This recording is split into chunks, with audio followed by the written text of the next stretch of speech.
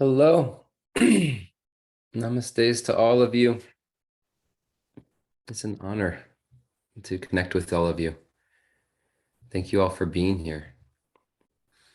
So before we begin, let's just take a moment. We're going to close our eyes. We're going to sit upright and keep our palms face up on our thighs. And let's just move into just a nice, deep, slow breath.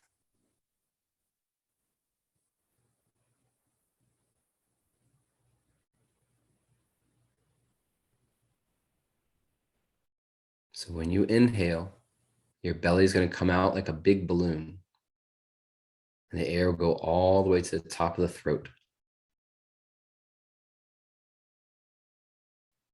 And when you exhale, just let the air release from the top of the throat and very gently deflate the belly. Make your exhalation longer than your inhalation.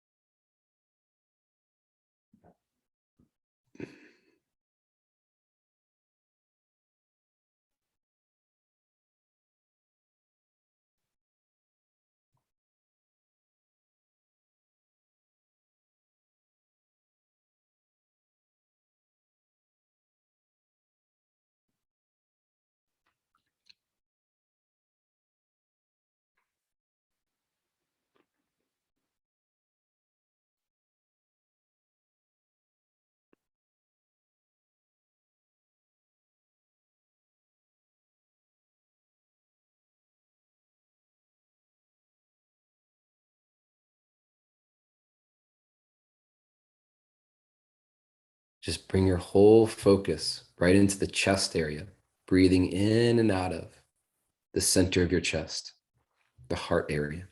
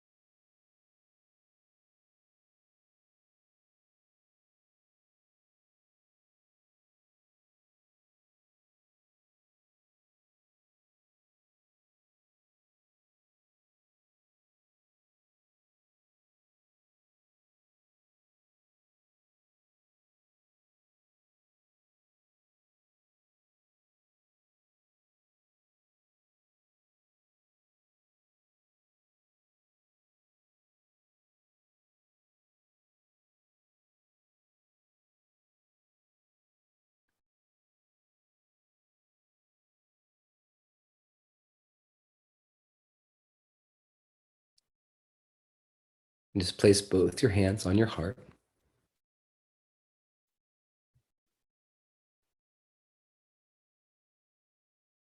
And just let your heart just get in touch with the sacred, whatever connection you have to the all that is. And ask that supreme presence to just be here with you and with this whole class.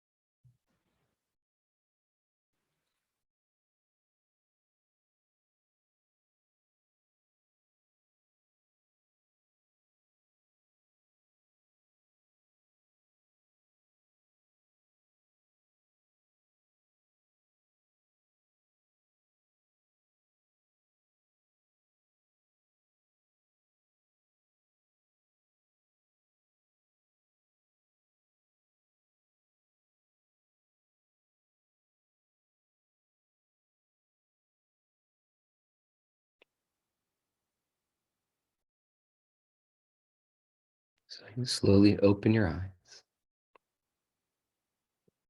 and lower your hands.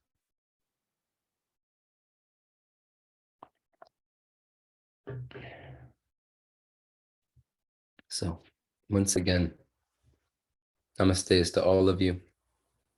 And it's a real honor to take this journey with all of you. So is my audio okay? You can hear me? Cool. So I'll just go through a couple things and then we'll turn it all over to you actually. So first of all, for those who are brand new, my name is Doug and my wife's name is Prema. And we both had a real privilege to live in India for many years and just learn the journey of internal transformation. And it's been, I think, a very big passion for both of us, just to heal. Probably the simplest way to say it. I mean, enlightenment sounds like an amazing thing. Floating on water sounds amazing. Vanishing in the pure light sounds amazing. All those things sound great, but the work in front of us has consistently always been staying present and learning to heal what is there. And it works. And your life changes both internally and externally. And so we both as a couple are just very passionate about the fact of actually addressing what's going on inside of us and developing whatever it is for us. Everyone's different, but what it means to us to say, let's do this, let's heal this. Hey, let me at least take a look at it. Let me unravel what's going on right now. And it's nothing short than spectacular how life responds when a person starts healing and growing and flowering. So Sacred Wisdom School is our work is just simply a space of friendship. It's just a space where we both are people just like you who are, we have 2 kids, we run 3 businesses, we're just exhausted pretty much all the time. But it's a space where we are sharing what's working with us as a simple invitation to just give notes that might be helpful for you on your own journey. That's one thing that must be always valued, is the fact that each human being is truly on a unique journey. That's why it doesn't really work if you just try to find some set path and say, I just follow this and I get somewhere. When you look at the founder, they did anything but follow anything. They literally had to figure out it themselves. And that was their unique journey inwards. So we honor that tremendously. And that's why we see ourselves as people that will share what's working with us as a way for you to have further signposts and reflections, to just keep looking deeper inside to see what works for you. So this course to us is actually a byproduct of the previous course we were just on. We were in this other course, and in the course, we were watching how people were really passionate about one specific section of the whole course. Of course, was more about laws of dealing with higher consciousness and things like that. And we felt very strongly, we've always wanted to do a course that specifically focuses on the flowering of the heart and the value of the heart and the journey of being in the heart. And so this course is completely focused on that. It's a very fantastic, as far as what we want to teach, this is something that we're both looking at each other going like, this is great, let's do this. So that's what this course is. And everything we tell you, again, is not the way of the ultimate law, the ultimate principle, the ultimate truth. There's no such thing, actually. Everything we take you through is nothing but an invitation for you to figure it out further for yourself. The cool thing about community like this is that we have an opportunity to embark for 6 weeks as a team of people who are just committed to staying as present as possible, to being as honest as possible, and holding space to see what's actually going on inside ourselves. Not what we want to happen, not what we want to not happen, but a team of us to all say, let's actually stay with what is actually happening. Let's actually embark on this journey, and let's be honest amongst ourselves. So that's why we have the Telegram group, where it's a space for all of us to start sharing what's going on inside ourselves. You don't have to, but it's really awesome when you realize you're not alone on your spiritual journey. I think that was one of the awesomest things that's happened to me in my journey was I had the privilege of being a monk. And when I got there, I was pretty much at that point, the last monk they ever had. I think that's many, many, many years later. I think they brought in more people at some point, but I was just the last guy to the party. so I felt so insecure with myself because you see all these beings and they've been around for 10 years or 20 years or whatever. And I just thought, God, I'm just the one who missed the boat. Like they're all in some great space and I'm all by myself suffering. And this is terrible. I'm the only person in the world who feels like this, just in general. And one of the greatest discoveries, it was just amazing, was when I realized all that I'm struggling with, these bouts of fear, these grips of insecurity, this WTF towards everything is literally the human condition. Like this is what everyone's going through. Like how that's a sigh of relief, because it's not like you're the broken one from the assembly line and you just have to deal with your broken parts. You're just waking up to be like, the assembly line's messed up. Humanity's got some broken parts. And we got to now understand the journey of healing that. And that's cool. So that's one thing I can tell you is you're not alone where you're at. We're all going through it.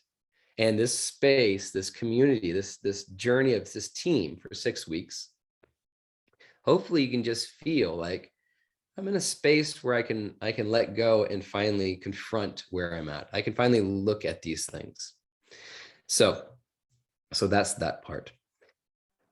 This entire school is actually something I'm very proud of, in the sense that I have always loved the idea of donation. I just think it's the way of the future personally. And I came across, I sat on it for a long time. I remember when I was a monk, I would always suggest, just make this whole thing like a donation thing.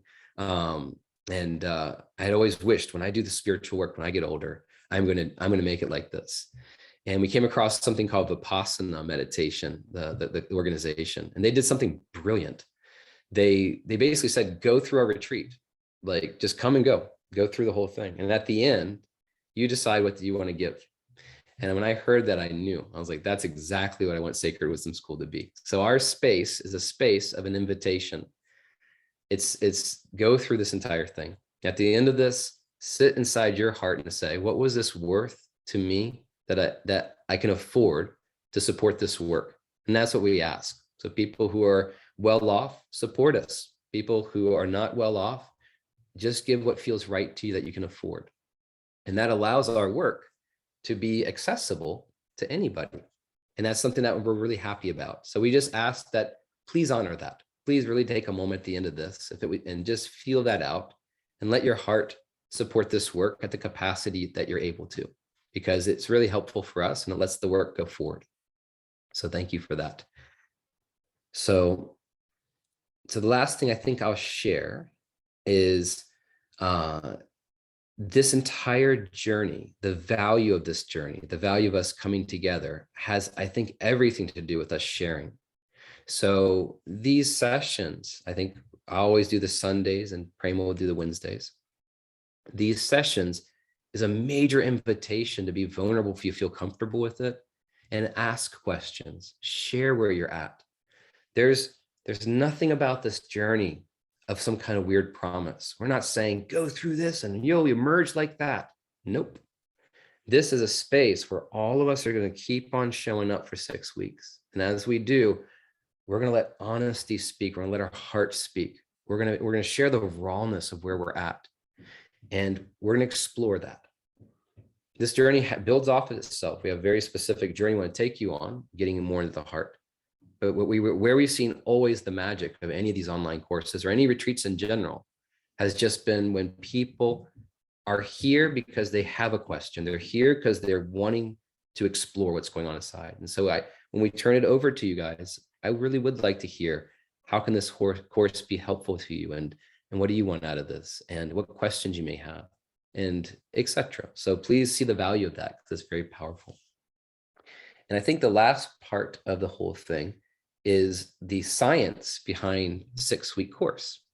So I learned this in India, which is really cool. So an ancient understanding in India dealing with how the brain functions is, they say the brain's nothing but habits. And that if you just change a habit, you do it different, or you break the habit consistently for 21 days.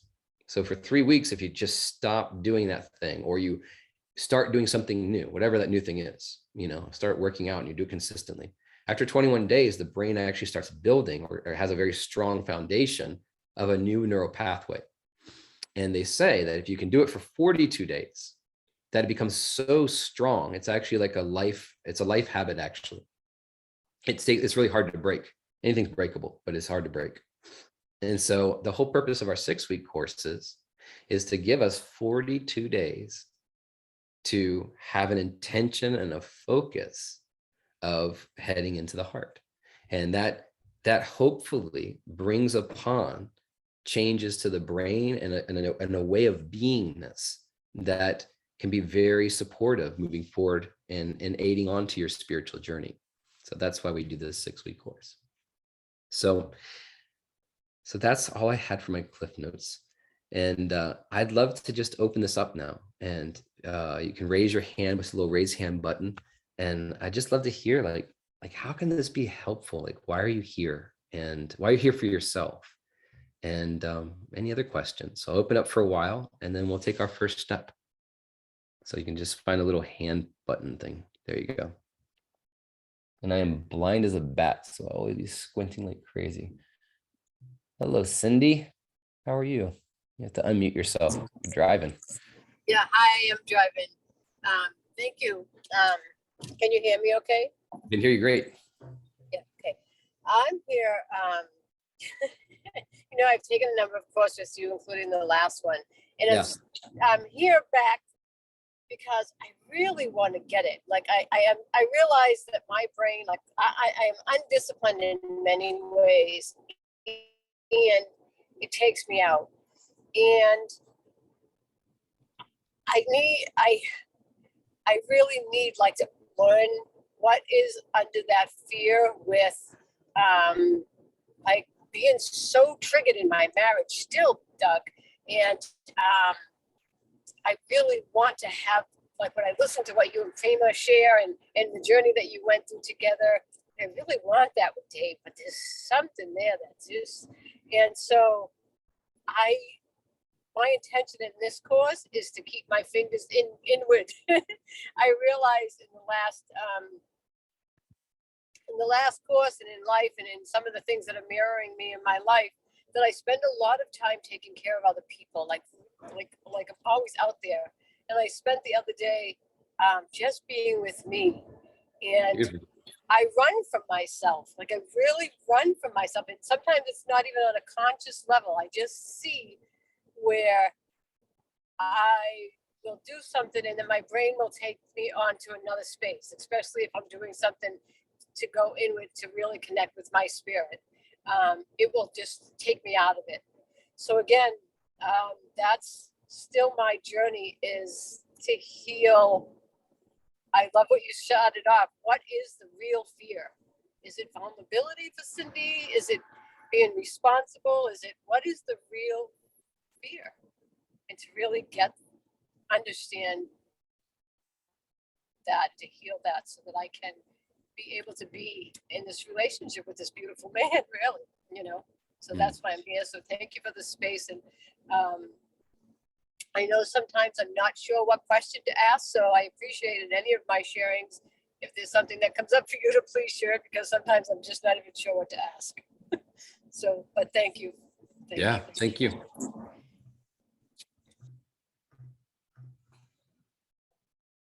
Hi, Jeffrey and Cher. How are you doing? We're doing great and wonderful. Thanks for Namaste. being here. Well, we met each other years ago, and you started this like a there's like a curtain that opened for myself, and ever since I thought there's something more. There's something more to this, and the teaching of, I didn't even know there was a divine. Yes, I know there's a God, but in order to have that connection, and then you helped us realize how to get in touch with that entity that is there with us at all times, and how it can help us. And ever since, I have let myself follow the process. When I get into a rut, I hit a wall, I just kind of like step back, and I go, wait a minute, follow the process here. Watch what happens. The outcome is far greater than what I could ever have imagined. Mm. And I sit there and afterwards go, thank you, thank you. Remind me next time. So like I said, I'm here because I think there's more. Yeah. That's So thank beautiful. you and Prima for making this available to us. Yeah, thanks for being here. Yeah, and in my case, for many, many years, I've known by experience I am not this physical form. I'm in it, but I'm not of it. And so I experience a lot of separation, a lot of witnessing of life around me when I'm driving a car, something like that. I don't like to say, Cher, I'm not driving, because I didn't think that would be comfortable, but I feel like I'm being driven.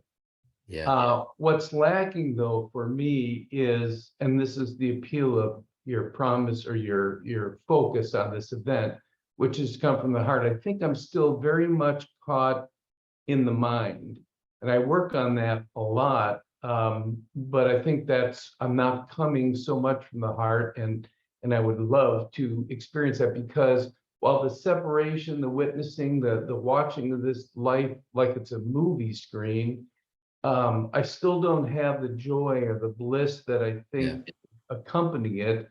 And I find myself oftentimes in the mind. So worries, fears, whatever. I keep acknowledging that I'm an infinite being, and I can draw upon infinite resources to heal. And I cancel these negative, short-term passing thoughts when they arise, to keep sort of deprogramming the habit. So that's what I'm looking to receive here. It's a great pleasure to be with you again. Yeah, you too. Good to see both of you. Yeah. Thank you for sharing.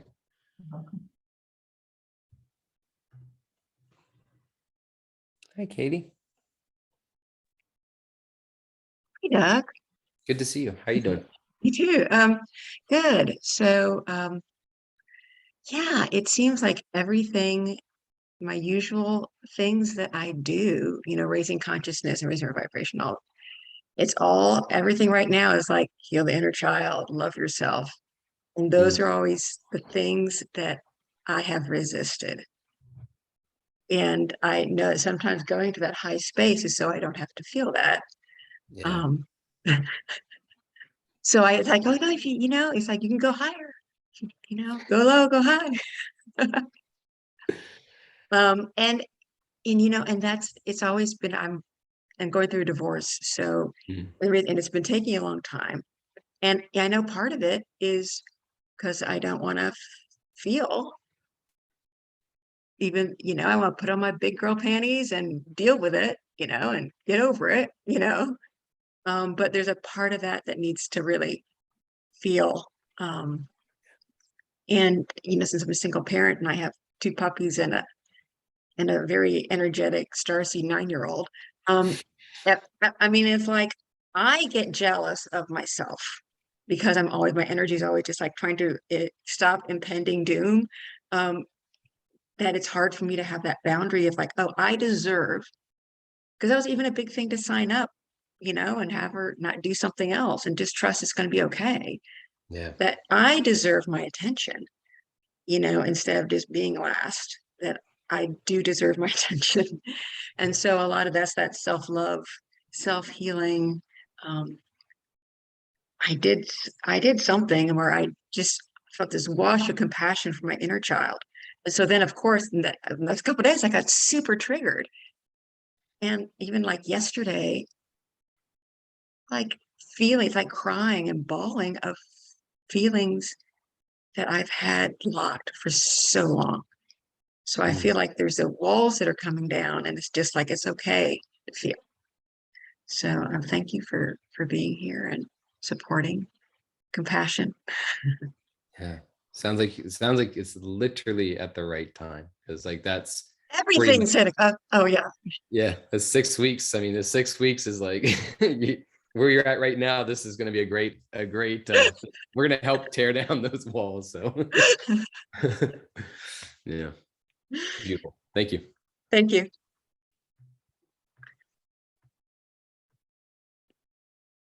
Hey, Stephanie. Good to see you.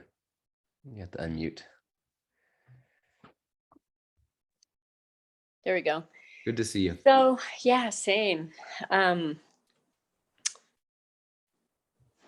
So the last 3 classes have focused a lot on, okay, you're aware of the story.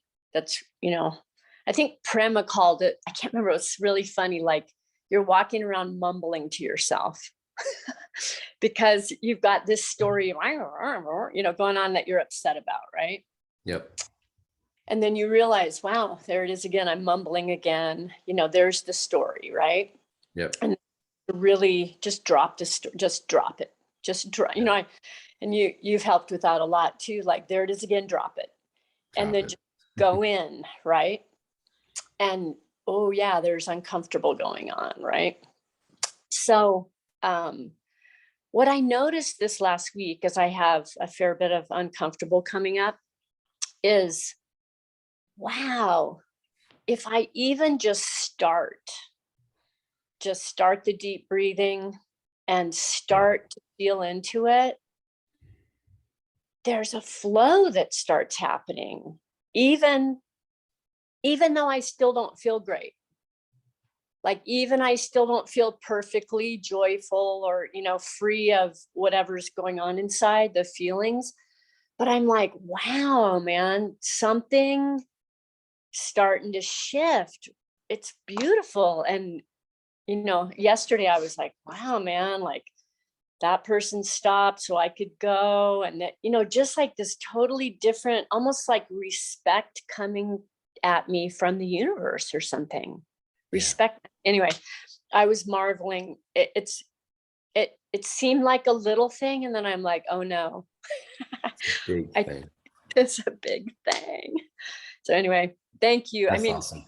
and look how many weeks it takes. Like, it just takes practice is what it feels like. Yeah.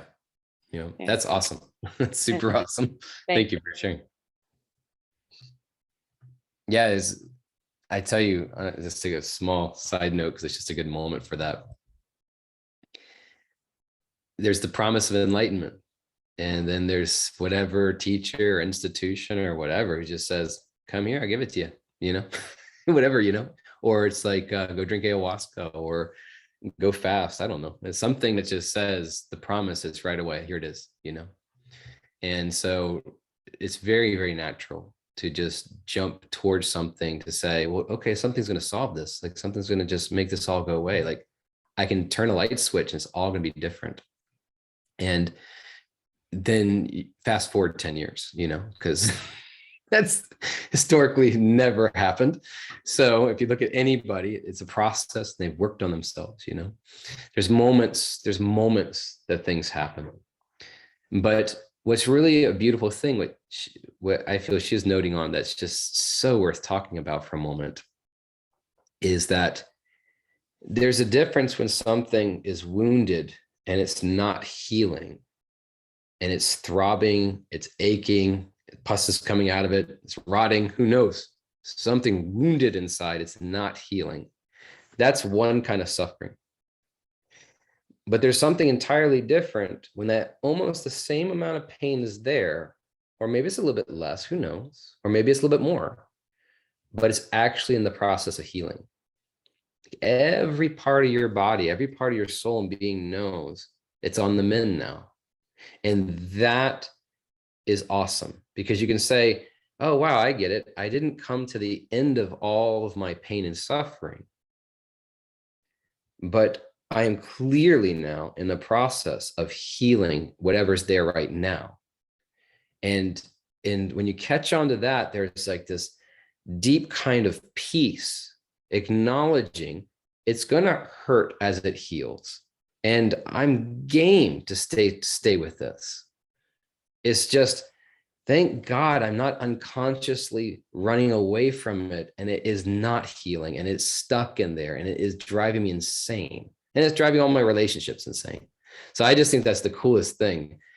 That learning to just get to that space, which we'll go into in depth in this course, it just takes people so long to finally jump into the fire. And there's nothing there once you get inside of it, which is great.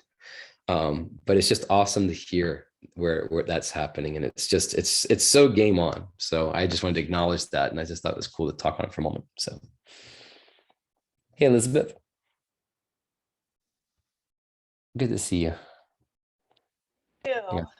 Hi, I'm so grateful for this course. And I spent years memorizing the things that you say.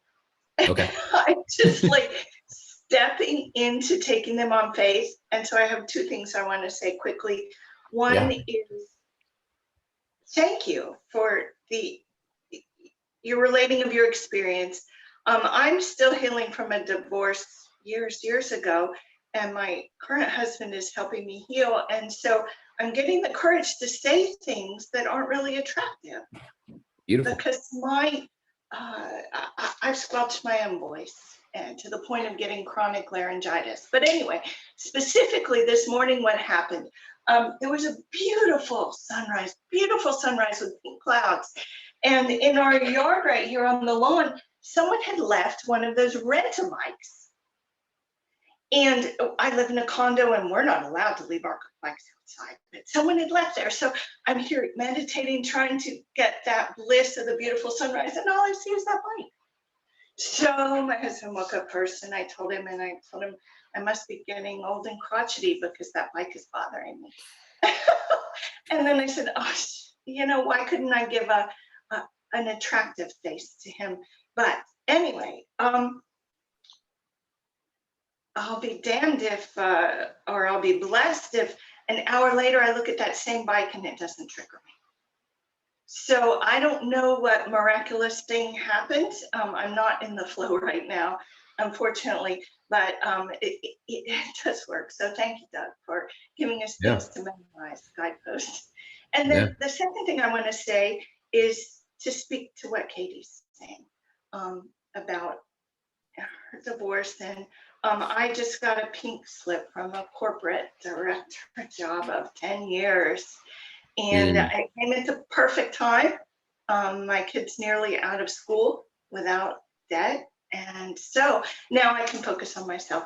But here's the gem that I've learned that Katie or maybe somebody else can memorize, or maybe not. But for all my life of looking out for all the emergencies and also caring for all the possible eventualities, that's been very useful. It's been useful for my whole family, and it's allowed my husband to be easygoing. And so now, just like Katie spoke about claiming time for herself, I'm trying to claim time for myself. And I'm also saying, now is my turn to not be that hypervigilant person. And it was useful, but now I'm going to find another role. Beautiful. So I'm looking forward to doing that in this course. Thank you so very much. Thank you. Hi, Margaret. Hi. So glad to be back in class. Last class was amazing. Can you hear me? We can. Yep. Loud and clear. Okay, good. Last class was amazing. I got so much out of it from both you and Prima. What a darling girl. And just I can't tell you how and that I can tell that I'm moving forward. My family is noticing the changes in me. They say I'm happier, I'm more peaceful. So between all the what comes up when I'm sitting here bawling my eyes out and and releasing whatever's releasing, between that, I'm happy and peaceful. I can sit. My body just relaxes in the chair in a way it never could before or never would before. And although my mind is still, crazy, my body has learned to be still in a way that it never was, so that I can drop down into it and hopefully harness my mind into some kind of quietness. But all of their processes have been incredibly useful.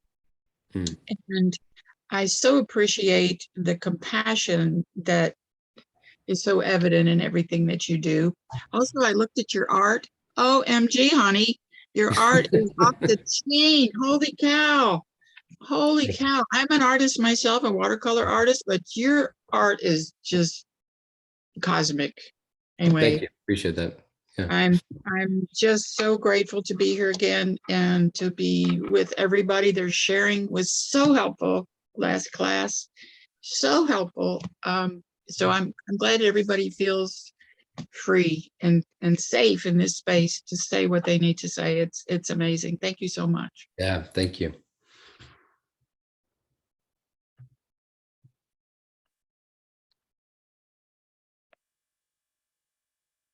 So I'll share in general just some things about this course that at least how we're feeling. We have a policy, as I hope anyone who's new might sound shocking. We have a policy amongst my wife and I to not really plan too heavily for any kind of course, because what we found when it comes to spirituality is spontaneity. It's just the heart speaking. It's the resonance of the moment you're in. So we know where we want to take you in this course as far as an intention, but we're letting everything unfold very organically. And so what I want to share is that it's very beautiful to understand the struggle of your life, although it seems to be unique in the sense of you're married to so-and-so living in a specific place. You either have 1 kid, no kids, 2 kids, 10 kids. You have this color car, you have this painted house. It seems all unique in one level, which it is. It's totally unique reality. But equally, all that you're going through in this internal world, this vast confusion for most parts, in a lot of ways, is the actual struggle of the collective human condition. Like, you are in the vehicle of a human being, this evolved species body to this moment has an evolved brain to this stage in its evolution. And that evolved brain has a mechanism inside of it that labels and interprets sensory input. It's kind of get all technical, but bear with me on this. There's something inside here that is literally tacking on a little sticky note every time your senses have an experience. So it's like, try to eat ice cream without thinking anything. You're gonna be like, oh, this is great. I love it. Okay, those are all sticky notes. This is great. I love it. Better than last time. Got to eat more. Shouldn't eat more. I'm on a diet. This is going to crash me out. What is that? Like, what the hell is? That's the mind. So we're in a species body. It's got a brain. It's got this ability to add analysis, some kind of gibberish inside the mind over sensory experiences. And inside of all of us, if you're honest with yourself, which we're going to get into, you may find that when that fellow is kicking up, if you look at your emotional state, the very core emotion, right, will probably be a pretty big sting of fear. Or it could be mild, but it's like when this thing's kicking up, there's fear, there's a discontent. And from that fear, we notice anger happens very fast, you know? We watch loneliness being there. A lot of lust will be there. A lot of different kinds of uncomfortable emotions are happening, all stemming from this pinched fear, which seems to be very equal to the speed of this body's species brain's analysis of the senses. I'm sorry that's technical, it's just one way to describe the whole thing. So it's really, really cool when you're on the mission inside yourself to say, what does it mean to be happy? Like, see, like practically speaking here, saints and sages talked of bliss. Saints and sages talked of love, a flowered heart. They talked of these things. So what do I need to do? What is the journey of that? And I tell you, every single person who had a sincerity to actually say, where am I at? What's going on? How do I actually go to where I'm trying to go? How do I actually find a sense of peace, a sense of love, a sense of joy in myself? And if they're sincere about it, that was the single requirement of transformation. It all starts with a person hitting rock bottom or just waking up to actually just being like, where am I at? And having the sincerity to say, I'm ready to really make this a focus to figure this out on my own. And that's what made the master, the sage, the Buddha, the Buddha. So the cool thing is that what's going on inside of you is not a byproduct of you being broken. You are truly discovering the situation that the species is undergoing at its current level of consciousness. Let us say consciousness is on scales, whatever. It is actually on scales. Our species is in a certain place that's producing a certain kind of experience, which is pretty much ruled by fear. So this is really beautiful because you have to understand, if this is not because I'm broken, if this is not because I'm unfixable, if this is because I am here and now as a species is undergoing a huge awakening process, it's just completely obvious, then let me have the confidence to know I can explore this. I can go for this. So our entire course, this entire journey is going to be a journey of knowing that your journey into your heart is the unraveling and healing of your life, but also the absolute discovery of what is going on with humanity. It's like no mystery when I look into the eyes of other people, because it is going on inside of me.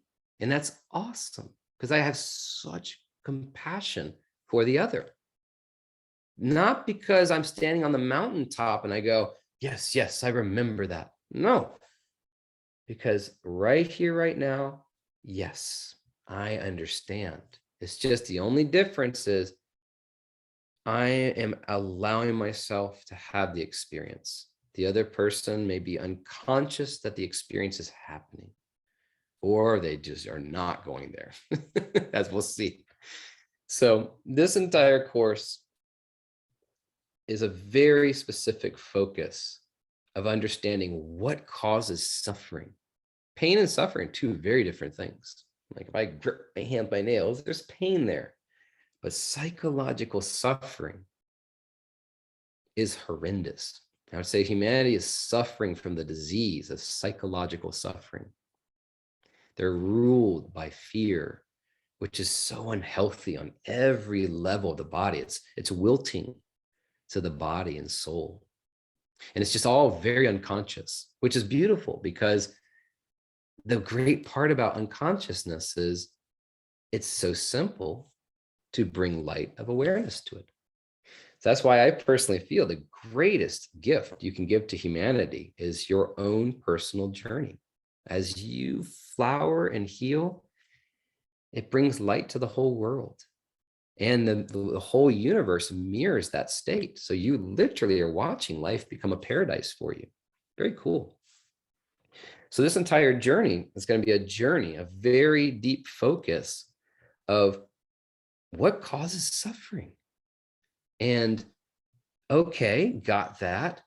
How to come out of it. And what do you do with pain and hurt? And what does it mean to be in the space of the heart? And is it that important? Because I'm in it for the enlightenment. Like, I want enlightenment. Man, that sounds great. So what does the heart have to do? Isn't that like it's just a stepping stone? That's what I used to think. Just got to activate these chakras. I'll get that one and then we'll just keep on going. You know, that's what I thought enlightenment was. It's such a nonsensical thing. So what is the value of the heart? Why is the heart spoken about with all the saints and sages? And what does it mean to live in the heart? Very practically, very practically. How do you do it? And what does that have to do with my spiritual journey? Other than what we perceive to be as just a milestone to sheer cosmic bliss or something like that. I remember I was at lunch 3 months ago, and a really good friend, his father was there. And his father was very passionate about the spiritual path. He had it all mapped out in his head, you know, and that's a very important stage. You just get it all mapped out, you know, you got the answers to everything.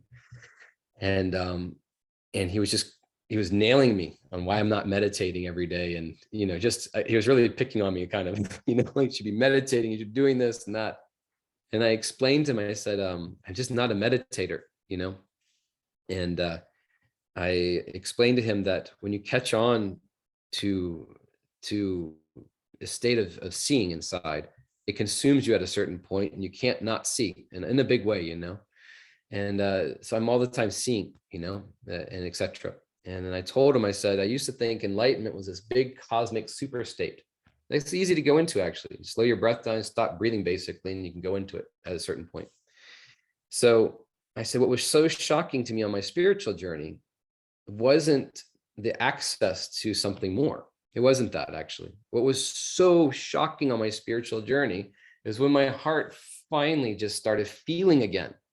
It just cracked open finally, slowly, steadily, it just opened. And instead of going higher and higher and more super state, and I have my third eye open, no, it was exactly the opposite. It was settling. It was grounding. It was tossing away of every spiritual concept, tossing away my malas, tossing away everything. It was just, and finally being me again, finally remembering the young boy, you know, like the person who got crushed by life, finally just being authentic in the heart and realizing how absolutely important the space of the heart is, how it is the kingdom. It is the throne. The mind was playing a very unconscious game trying to keep us up here. I explained it to the guy, and the guy goes, oh, yes, that's just a stepping stone. Quickly get through that, and then you'll go into the, you couldn't hear what I was saying. And I reflected on that. I was realizing going, it's so true. No one understands the value of this. Like, nobody understands that you're wanting the oneness of all of life. You're wanting to feel the presence of God in life. You're wanting to feel and connect with the other. You're wanting to be absorbed in wisdom and knowingness and intuition. You're wanting to feel love.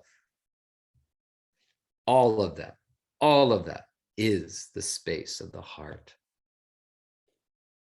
And when the heart opens, these naturally are already open.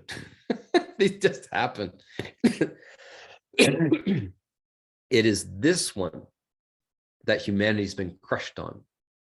So how I've always seen the spiritual journey for some reasons. I saw it as a hose with water flowing through it. When you look at an infant or a toddler, the hose is flowing. I mean, they're quite mystical. They don't understand, they don't have the words to put in the fact that all this is wide open. They don't know they don't know that other people are not experiencing that. So humanity, for various factors, various reasons, it just happens. The time period we're in, we don't understand the sacredness of the heart. And as a species, we don't seem to have emotional intelligence. So it's so simple, very, very simple to crush a child. It's so simple to impact a child and not have the wisdom or awareness that you hurt the child, that you somehow damage the child one way or another, subtle or large.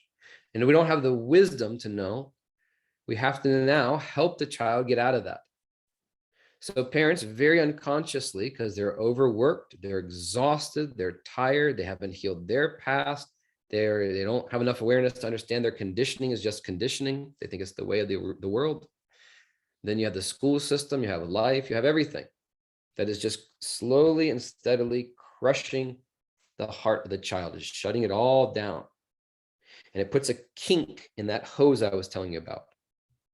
So when the kink happens in the hose, all of this higher capacity, this is what makes us a godly being, actually. Like we have this form has this capacity of a state of cosmic oneness with all of life, the sheer acknowledgement of the embodiment of everything. It's absolutely phenomenal, the capacity of this vehicle. But it's shut here. So since it's shut down here, all of these are completely shut down.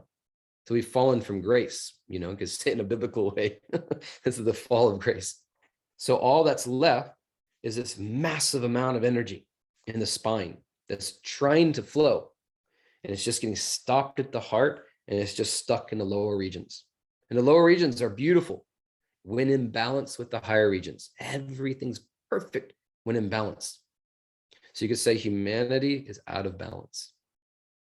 And the problem lies in each individual. And at the same time, the problem is a byproduct of the whole. So our journey this 6 weeks is a journey of helping remove the kink, at least helping understand what's going on. So I loved what Stephanie said. I think it's going to be the whole course, is that we're going to see the difference of the wound that is not healing to understanding the wound that is now healing. I think that's the theme of the whole course, because we have to let go, at least in this 6 weeks, because I haven't seen it to be a truth for me. I can only speak on that. We have to let go of the idea of instantaneous bliss if I just do something, of saying, well, I'm here because I always want to go into cosmic state of bliss, and that's it. And it's like, I haven't seen that, and nor did I see it in my master in India, and nor have I seen that in the other people that I've met, great beings. I've only seen so far myself, the being who stays so present with such vast self-compassion and allowance and acceptance that psychological suffering ceases, and they recognize everything else as a beautiful process they're slowly undergoing of transformation. So our course, this journey, is the focus of removing the kink, at least understanding what that is, and understanding principles of what does it mean to heal, and principles of what does it mean to move out of the mind and identify yourself as your true nature, which I'll give away the kicker right up front. You, God, and life are the singular same being. That state is waiting for you in the heart when awareness grows enough and you simply are able to let go of story. you can only see one simple conclusion that all the sages spoke about as well, the oneness of all of life. So this course is a course where we're going to just simply learn what it means to live the life of the heart. So does this resonate? We kind of went off on a huge tangent.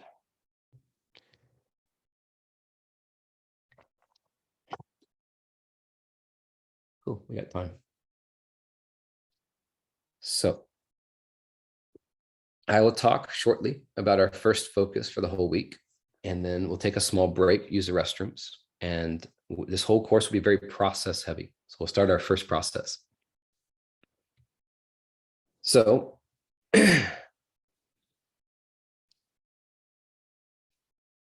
I think the most important thing, this is the lesson now for the week. The most important thing to understand is the game that's happening. There's a game happening. It's a messed up game, actually. There's a game called survival happening that the mind is playing. The mind is not you. The mind is something that's a part of the body that's evolved for a long time. And the mind, like all living things in life, just wants to survive. So how does the mind survive? That's the question, you know? What is it? What is the mind surviving? The joke of it is, it's kind of hilarious. The survival of the mind is just the next thought. That's quite amazing, right? The survival of the mind is its next thought. It doesn't care about what it thinks about. It doesn't care about philosophy. It doesn't care about anything. It just cares about spitting up the next thought. If you were a TV station, a popular one, I haven't watched TV in years, but I'm guessing, like, let's say Channel 4. I don't know if that even exists anymore because of the internet, whatever. So Channel 4, right? You actually don't care what you're showing people. As long, if you literally randomly on accident, one fine day, the technician put in a tape airing live on Channel 4, and accidentally it was just a tape of a flower growing in slow motion, or those little fast speed things you watch the flower grow, and 50 billion people all watched it because it was just the coolest thing, your station overnight would change its branding and be the slow motion, the fast growing plant channel. You actually don't even care what you're showing people as long as people are watching. That is the mind. The mind at any moment will spit out anything just for you to just continue perpetuating in thought. So it's very important, this game, as far as I'm concerned, this is the trance we live our life in. This is the trance that humanity's in. This is the bondage, the vice that humanity's in. We're appearing with our nice outfits and our fresh showers and nice scent as somebody who knows themselves. But if you look closely at that person, they're 99% of the day asleep in this constant void of the thoughts, not for any other reason than the mind surviving. So even the mind itself is vastly unconscious to its own nature. It's like rats are growing, breeding in the basement. They don't understand they're tearing the house apart. They don't understand anything other than the survival. Now, this story has gotten you. Thousands of different stories has gotten you. And it's all pulling you into its world, which is all up here. So you're walking around stuck here. And we're completely unconscious of what's happening below the neck. Now, unconscious is a very important word, because very naturally the mind's saying, I am not going there. Why? That's the point. That's the main point of our lesson for this week. Why? And this is the game. The game is so simple. The mind just wants pleasure. The mind is constantly seeking any form of comfort. I don't blame it. It built AC. That's a genius invention. Thank God for AC. It built sofas and beds. Like, thank God for the mattress and the warm shower. Like, good job, mind. So it wants pleasure, it wants comfort, and it is somehow trying to head in that direction in your story. But that brings up a big question. Where is it heading away from? And that's where all the work lies. It's heading away from what's uncomfortable. And that's it. That's the huge thing. We have to this week. We have to start seeing the game of the mind trying to move you away from what's happening in the torso. And we have to actually start seeing why. Why is the mind trying to make me binge watch Netflix? Why is the mind wanting me to overeat right now? Why is the mind saying, I'm so tired, I can't take this anymore? Why? Because the mind in its unconscious nature is just trying to drive away, get on the road and hit it as hard as it can away from the discontent, the unsettledness inside of us. It can be pain, it can be fear, it can be boredom, it can be restlessness. It can be a lack of love. It could just be a dryness inside. But it just doesn't feel good here. It's not bliss. It's not ecstatic bliss. So then if it's not bliss, what's going on? This is the most critical thing, as far as I'm concerned, of spiritual awakening. All the little fun things happen. The person who can actually finally wake up from the game, just see it for what it is. My mind, my overactive mind is trying to move me away from the discontent inside. And when a person can do that, and they can actually say with honesty, what is going on? Where am I at? And that's our main thing of this week. We're going to learn to just start paying attention to where we are actually at any given moment. Because one of the biggest shocking things for me about awakening, or my journey, was when I realized it wasn't about having some experience and then, oh, I'm awakened. It was literally when I realized it is every moment.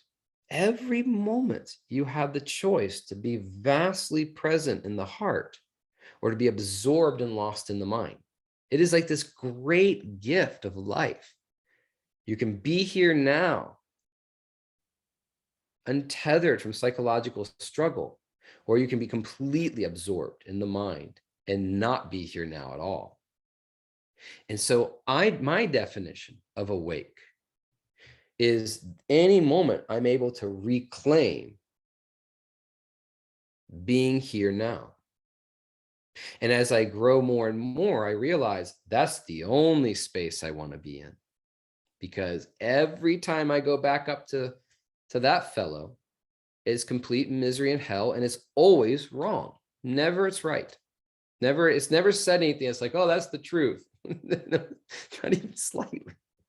So our journey this week is a journey of learning to see this game.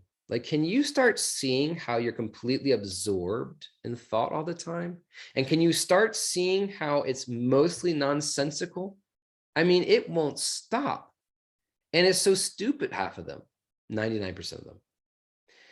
And so that's when we have to start seeing, see the game, wake up to the game. No thought is you. No story is true. No perception is real.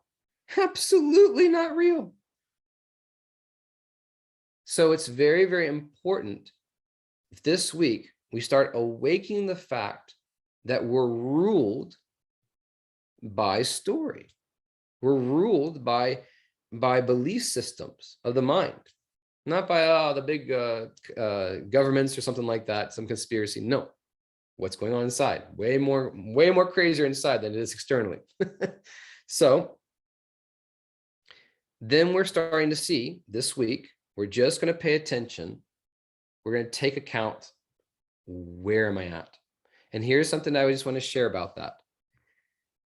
One of the hardest and most disappointing things on my spiritual journey was realizing that I wasn't making it and I wasn't going to attain my cosmic super state of bliss that I put all my life and time into getting at some point.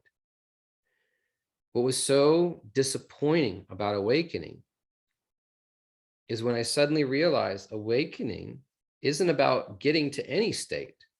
Awakening isn't about attaining anything. It's exactly the opposite. To be awake is about accepting where you're at. It's about acknowledging it so deeply that you don't even struggle with it. It's about holding the infinite amount of space for the exact moment you're in, going through the exact thing you're going through, whether you like it or not. So our journey this week isn't a week of feeling disappointed about where we're at and where we should be at. This week, we're just waking up. We're just like, fear is there. Okay. Anger is there. Okay. Absolutely okay. This is here. Okay. Nothing's here and I feel dead inside. Perfect. Okay. So we're going to wake up to actually experiencing and seeing where we're actually at. And we're going to watch. We're just going to watch how this mind is trying to exit that space as fast as possible. And it will drop little bombs on you. You'll actually be present, being like, whoa, there's fear. And your mind's going to come in. Your house might be on fire. Like it will just drop the strangest things to just somehow get you to run off in the mind. Oh, maybe it is. I got to call somebody and blah, blah, blah. And all of a sudden you shut this down. You've moved away. So our journey this week would take a very humble step. The humble step is we're going to start seeing how the game is consuming us, of the mind, for its own survival. And that is moving away from what is happening. And we're going to start getting in touch with where we're at emotionally, not looking for bliss, not looking for anything, but just to acknowledge and pay attention to what is actually happening as much as possible. So that's the focus of this week. It's a sheer week of touching base and self-learning of where you're at, what's going on. And this is to be given all throughout the day. We're just going to give this all throughout the day. We'll go through this 1 week and then we'll step into much deeper things. Does this resonate with all of you? Is this cool? Is this helpful? Okay. So let's just take a break, maybe for 3 or 4 minutes, use the restroom, and then we'll do a meditation and intention, and then we'll go from there.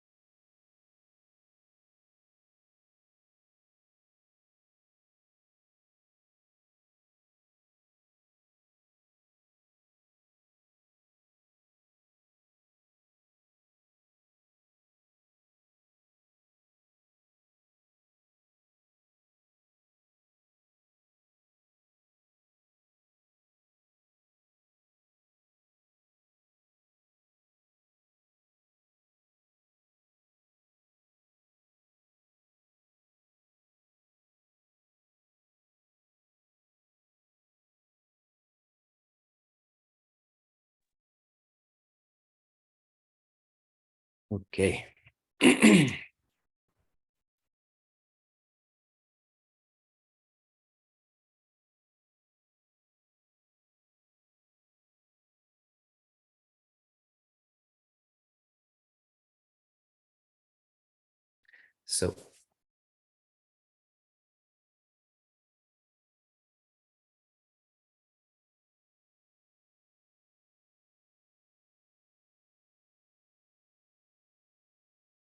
So this meditation, this is as straightforward as it gets.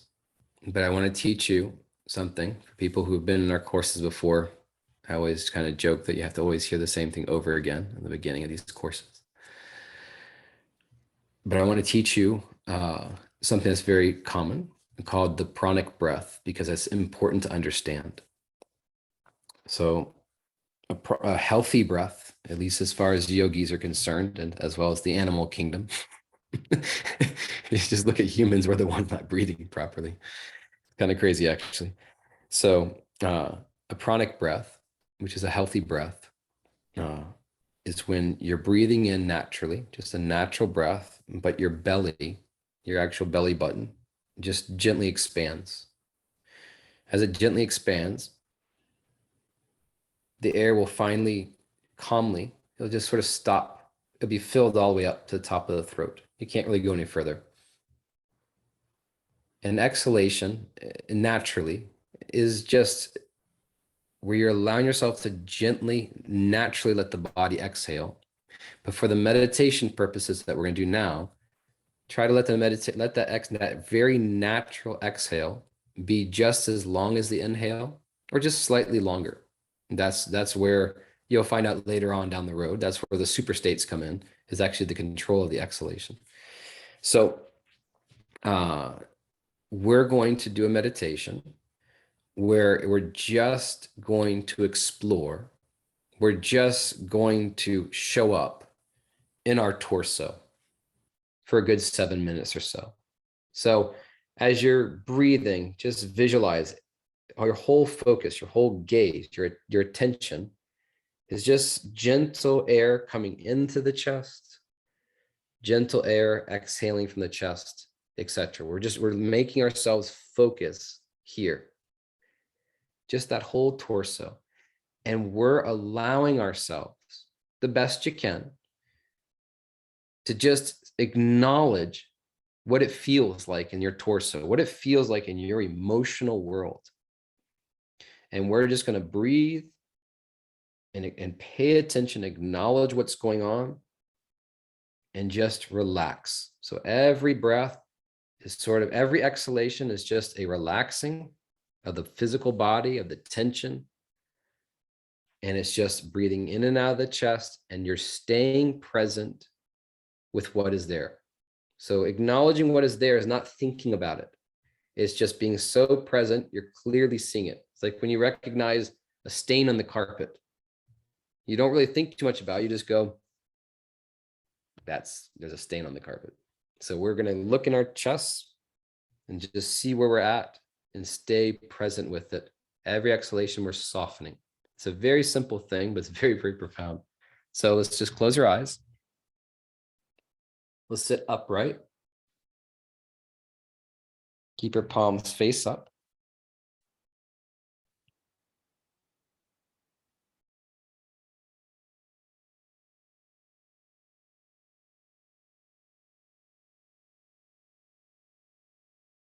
And let's just start our breathing. Make it very natural and organic to yourself. Just breathe.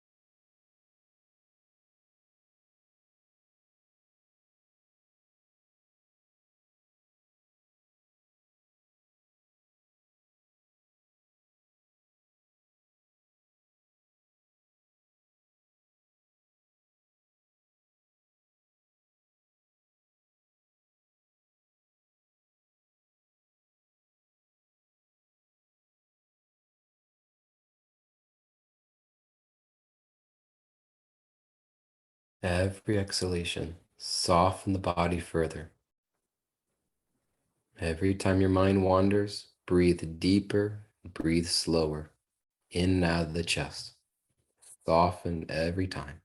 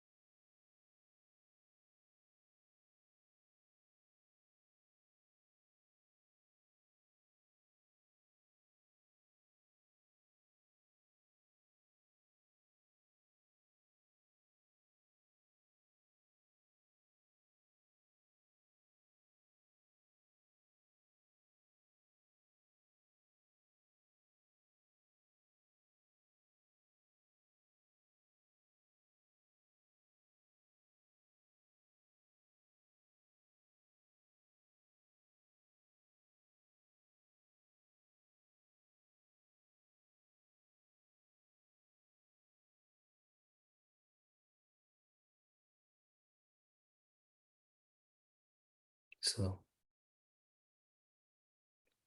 you can return to more regular breathing. Just slowly open your eyes.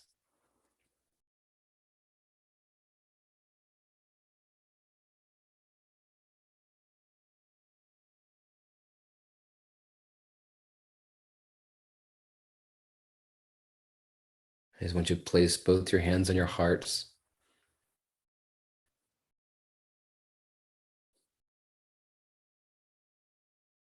And have your whole gaze at your heart. And just for a moment, once again, whatever the sacred is for you, the higher intelligence, whatever it is for you, I want you to ask for its full support, its full guidance. I want you to ask that it conducts this journey intimately with you for the next 42 days of completely restoring your life into your heart.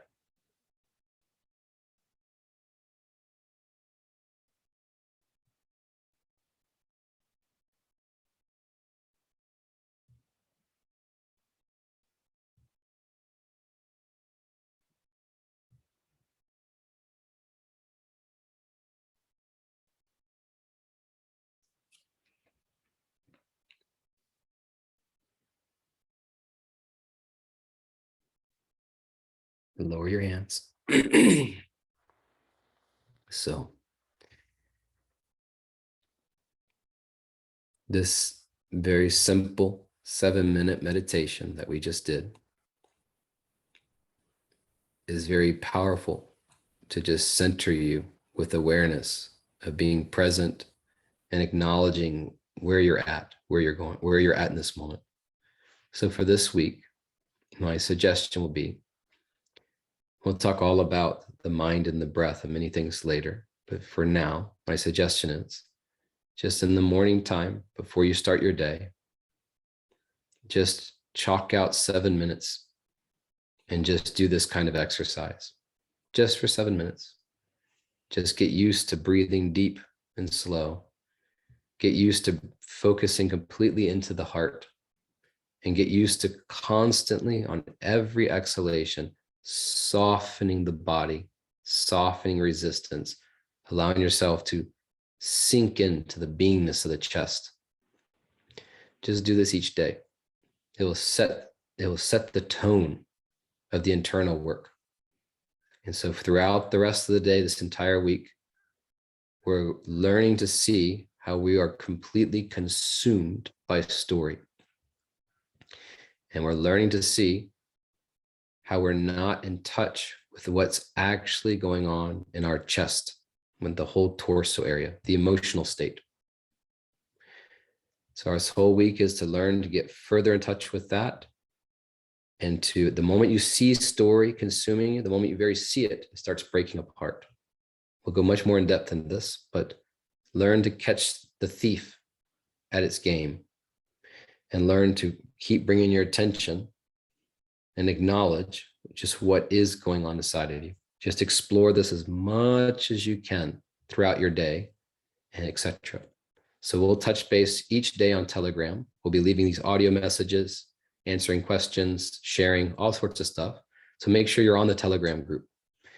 And the class will be pretty much on there until Wednesday, until Prema's class. So thank you so much. I hope this resonates with you. I'm honored to take this journey with you, and I hope it's of true value for you. So take care, and we'll see you tomorrow morning on Telegram. Namaste to you. Namaste. Thank you. You're welcome.